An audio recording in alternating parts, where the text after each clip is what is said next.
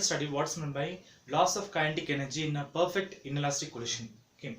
So in a perfect inelastic collision, what happens? Two objects hit each other and the stick can go together. Okay. So in that case, there is some loss of energy. Okay. That loss of energy may appear as heat energy, sound energy, okay, or light or any other form of energy. Okay. Let's try to see that now. So in this case, the loss in kinetic energy may appear as, okay, say heat energy may appear, okay, then sound, it may appear as sound, okay, or light or other forms of energy.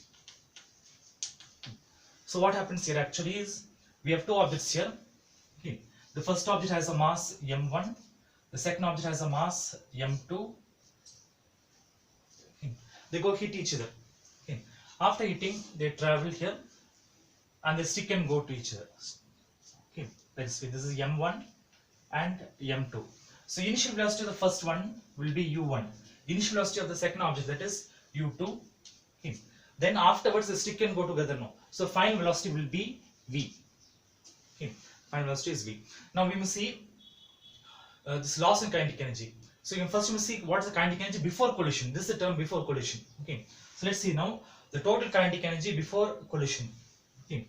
So total kinetic energy before collision. Let's see this now. So kinetic energy before collision, that I write as initial kinetic energy. Okay, KEIA right here. Total kinetic energy before collision. We know the formula for kinetic energy.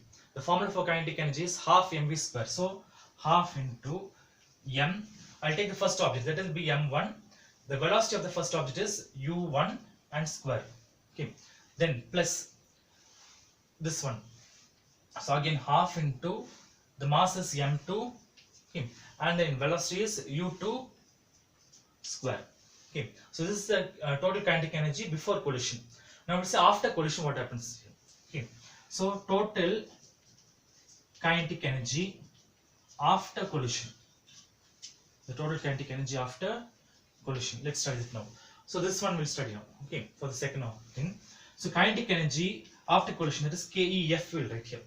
Okay, that will be half into, in this case both the mass stick to each other, so m1 plus m2, because it's sticking together. Okay, the mass adds, so m1 plus m2, and here we have velocity as v, so write as v square. Okay, so we have these two equations here. Now you can see what's the loss in kinetic energy. Okay, that will write now. Okay, I'll write this side here. Okay, the loss in kinetic energy, that will be, see, you can see that now initially the kinetic energy will be more, okay, but afterwards kinetic energy is less. Why? Because some of the energy is lost as heat energy or sound energy. Okay, so kinetic energy in the first condition will be greater. So KEI is greater minus KEF. Okay, because this one is greater here. First one, initial condition will have more kinetic energy. So let's substitute the values and see here. So KEI is what, this one. Okay, and here loss in kinetic energy symbol is delta Q.